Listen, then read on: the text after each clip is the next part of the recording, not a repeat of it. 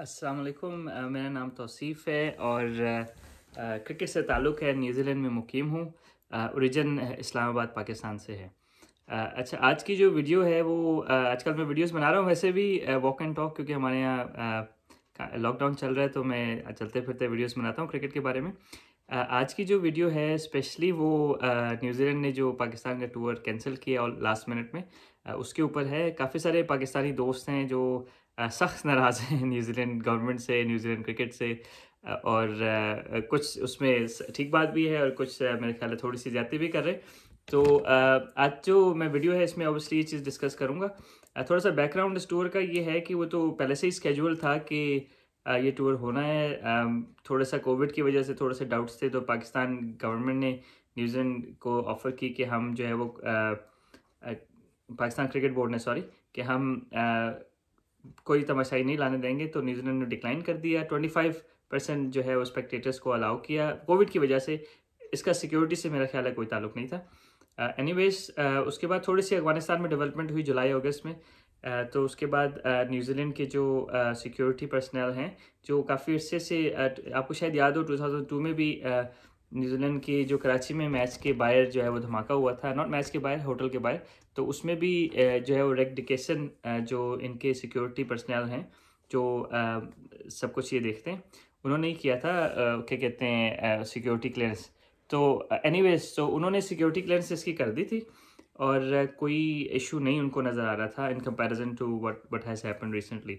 तो all of a sudden अचानक क्यों हो गया, तो इसकी थोड़ा सा मैं बैकग्राउंड में इसलिए जाऊंगा कि मेरा ख्याल है कि हम लोग थोड़ा सा स्पेशली हमारे पाकिस्तानी अवाम थोड़ी सी जो है वो शायद चीज़ को अंडरस्टैंड नहीं कर पा रही, या शायद हम लोग बहुत पैशनेट हैं क्रिकेट के बारे में, तो थोड़ा सा जो है वो न्यूजीलैंड के लिए हम थोड़ा सा सख्त वो रखा हुआ कॉर्नर। अच्छा, इसमें मल्टीपल चीज़ें हैं। ऑब्वियसली इन्होंने अराइवल 11 सितंबर को करना था, उसके बाद 17 को फर्स्ट मैच खेलना था और लास्ट 3 ओडीआई से रावलपिंडी में, और उसके बाद 5 T20 मैचेस थे लाहौर में, और फिर 5 अक्टूबर को उन्होंने फ्लाई आउट करना था। तो बड़ा मतलब शॉर्ट एंड शार्प 3.5 वीक्स का टूर था जिसमें 8 इंटरनेशनल गेम्स उन्होंने खेलने थे। अच्छा, अब हुआ ये है कि ऑब्वियसली न्यूजीलैंड की टीम ने ट्रेनिंग वगैरह भी स्टार्ट कर ली थी पहले। आइसोलेशन का जो 3 दिन होते हैं, क्वारंटीन जो भी है वो करके, उसके बाद उन्होंने ट्रेनिंग स्टार्ट कर ली थी। मतलब उन्होंने 16 को भी ट्रेनिंग की है। तो ऑल ऑफ अ सडन ये किस तरह हो गया कि न्यूजीलैंड जो है वो टीम वापस आ गई। अब बेसिकली दो लेवल्स पे बात होती है। एक तो cricket board to cricket board होती है, ठीक है, और उसके बाद गवर्नमेंट टू गवर्नमेंट होती है। तो गवर्नमेंट टू गवर्नमेंट में भी खान साहब ने एश्योरेंस दिलाई थी जसिंडा अर्डर्न को, जो न्यूजीलैंड की प्राइम मिनिस्टर हैं, और पीसीबी तो पहले से ही वो इन टच थे। तो सिक्योरिटी में ये था कि एसएजी कमांडोज थे। सिर्फ रावलपिंडी में 4,000 पुलिस ऑफिसर्स को को तैनात किया था। तो पाकिस्तान ने अपनी तरफ से फुल प्रूफ सिक्योरिटी मेजर्स लिए हुए थे, विच वाज फाइन, और न्यूजीलैंड के जो सिक्योरिटी पर्सनल हैं उनको इशू नहीं था। तो ऑल ऑफ अ सडन ये क्यों हो गया, उसके पीछे काफ़ी सारी चीज़ें हैं। एक जो 5IA के नाम से इनका एक इल्हाक है कुछ मुल्कों का, न्यूजीलैंड, इंग्लैंड, ऑस्ट्रेलिया, कनाडा और अमेरिका। तो उनकी अपनी थोड़ी सी इंटेलिजेंस रिपोर्ट्स होती हैं और सिक्योरिटी की होती हैं। तो उन्होंने वेडनेसडे नाइट को, मेरे ख्याल है वेडनेसडे को, ये क्या कहते हैं ब्रेक किया है विद इन द कंट्रीज़ के। ये जो 5 कंट्रीज़ हैं कि हमारे शहरियों को थोड़ा सा, हमारे शहरी टारगेट हो सकते हैं पाकिस्तान में। तो और ज़ाहिर है कि न्यूजीलैंड की तो टीम पाकिस्तान में खेल रही थी। अब उसका बैकग्राउंड कुछ भी हो सकता है। मैं कोई पॉलिटिकल साइंटिस्ट तो हूँ नहीं, लेकिन एक छोटा सा मतलब एक छोटा सा, शायद आपको पता हो कि काबुल में अमेरिका कंट्रोल्ड एरिया में एयरपोर्ट पे धमाका हुआ था। उसके बाद इन्होंने ड्रोन स्ट्राइक की थी जिसमें कुछ लोग शहीद हो गए थे, इनोसेंट लोग। तो उसकी अपॉलॉजी अभी अमेरिका ने रिलीज़ की है, मे बी 1-2 दिन पहले, सही है।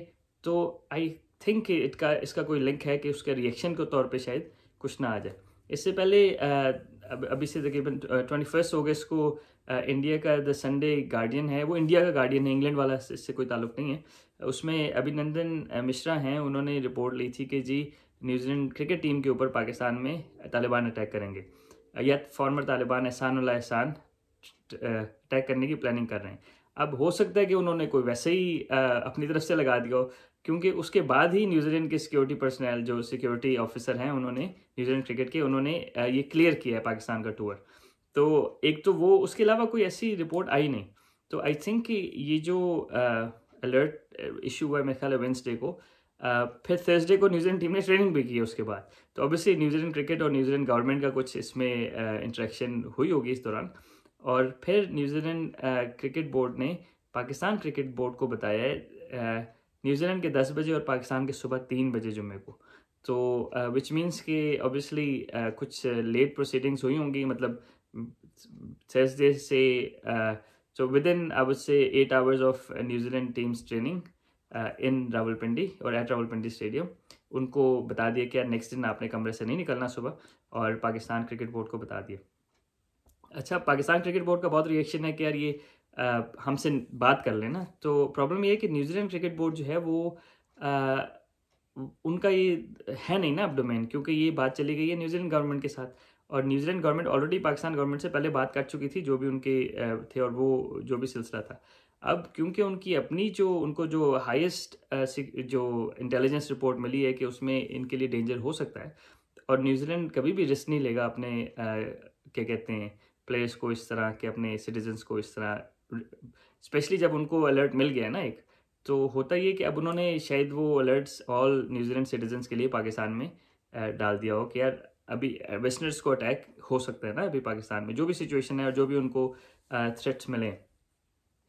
अब वो पाकिस्तान गवर्नमेंट से क्यों नहीं शेयर कर रहे और पाकिस्तान क्रिकेट बोर्ड से क्यों नहीं शेयर कर रहे, तो उसमें दो चीज़ें हैं। एक तो ये है कि न्यूजीलैंड ने अभी 3 दिन पहले ही अब कुछ और प्लेयर्स मंगाए थे T20 के लिए ना, गप्टिल हो गए, क्या कहते हैं ईस्ट सोधी हो गए, टॉड एस्टल हो गए, दोनों लेग स्पिनर हैं। गप्टिल तो ऑब्वियसली ओपनिंग बैट्समैन है, उसके बाद मार्क चैपमैन है बैटिंग ऑलराउंडर हैं, डेरल मिचेल हैं। तो ये 5 प्लेयर्स तो उन्होंने बाद में बुलाए हैं, ठीक है।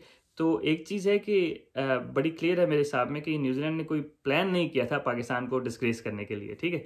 तो क्योंकि अगर उन्होंने प्लान किया होता तो ये प्लेयर्स बाद में T20 के लिए क्यों बुलाते वो, सही है। अब वो प्लेयर्स क्वारंटीन में हैं और न्यूजीलैंड के प्लेयर्स जब तक वहाँ हैं, मेरा नहीं ख्याल कि न्यूजीलैंड गवर्नमेंट कोई डिटेल्ड वो आपको देगी, और ना ही क्रिकेट बोर्ड कुछ और अपडेट कर सकता है। और मेरे ख्याल अपडेट अगर आई भी तो मतलब गवर्नमेंट की तरफ से पहले आएगी, फिर क्रिकेट बोर्ड की तरफ से आएगी।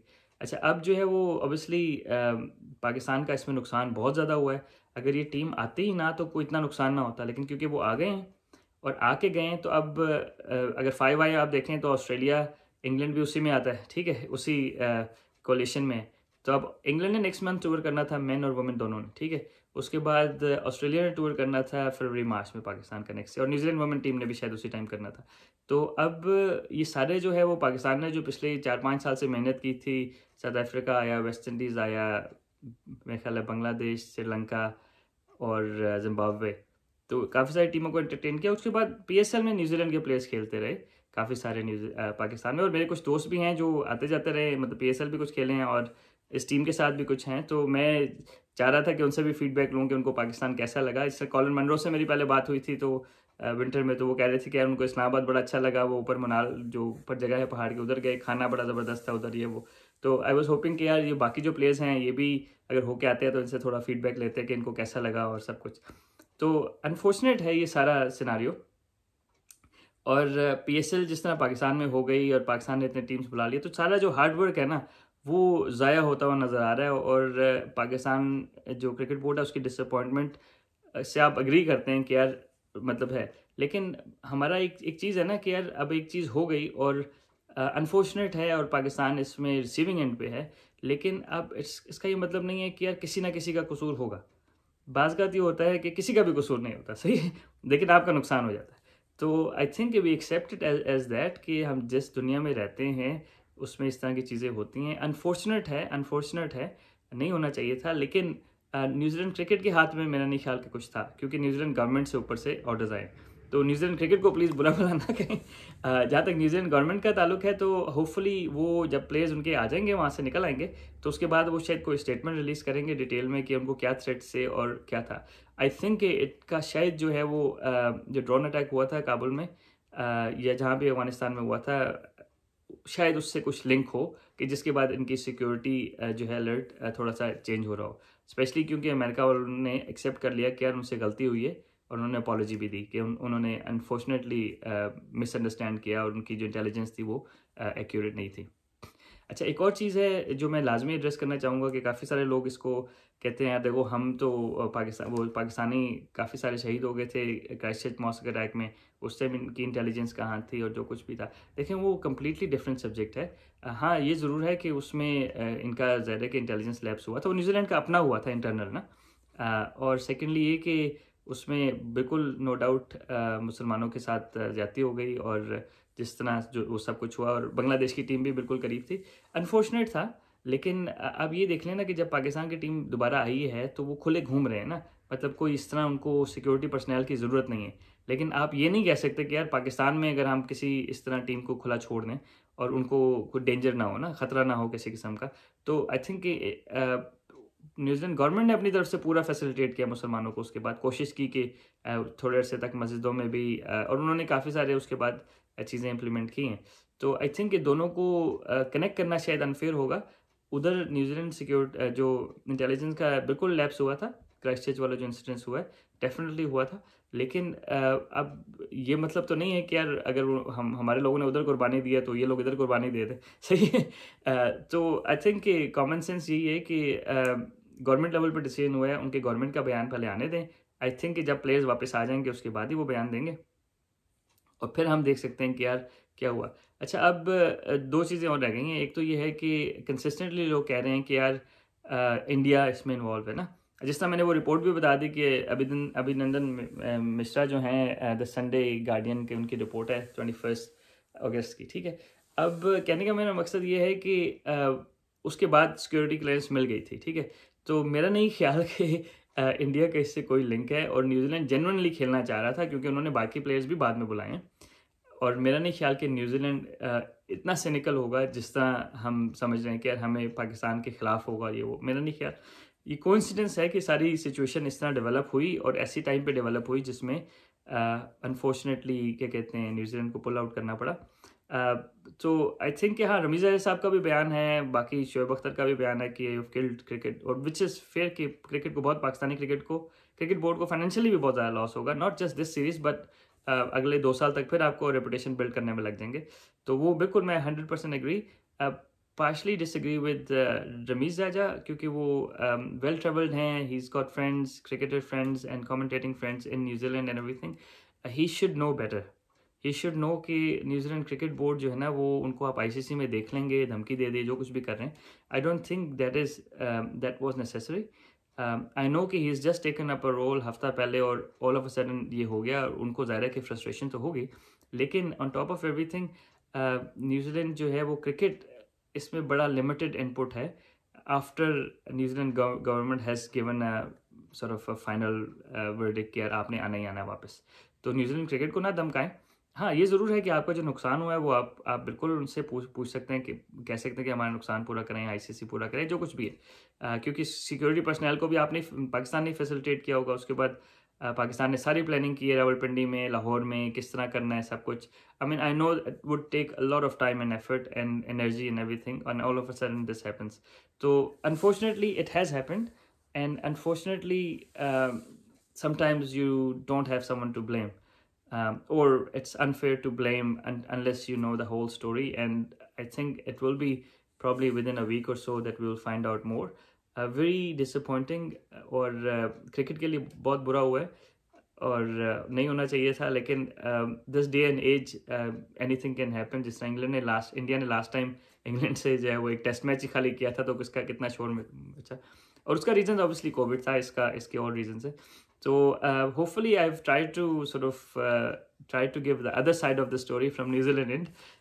मैं बिल्कुल क्या कहते हैं डिसअपॉइंट हुआ हूँ कि सीरीज़ नहीं गो हेड हो रही, लेकिन मैं न्यूजीलैंड क्रिकेट को ब्लेम नहीं करूँगा पर्सनली। मैं न्यूजीलैंड क्रिकेट को ब्लेम नहीं करूँगा। हाँ ये ज़रूर है कि इस सारे सिचुएशन को शायद थोड़ा सा बेहतर डील किया जा सकता था दोनों गवर्नमेंट की तरफ से, नॉट क्रिकेट बोर्ड्स, क्योंकि ये क्रिकेट बोर्ड से ऊपर की बात हो गई थी। क्योंकि पाकिस्तान में तो फ्रंट पे क्रिकेट बोर्ड ही काम कर रहा था, लेकिन न्यूजीलैंड में क्रिकेट बोर्ड से टेक ओवर कर लिया न्यूजीलैंड गवर्नमेंट ने। तो आई होप कि क्या कहते हैं किसी की दिल आज़ारी नहीं हुई होगी, लेकिन आई थिंक कि we need to understand the another perspective as well. चलिए इंशाल्लाह वीडियोस, हमारी वॉक एंड टॉक वीडियोस चलती रहेंगी। तो इजाज़त चाहता हूँ। अस्सलाम वालेकुम।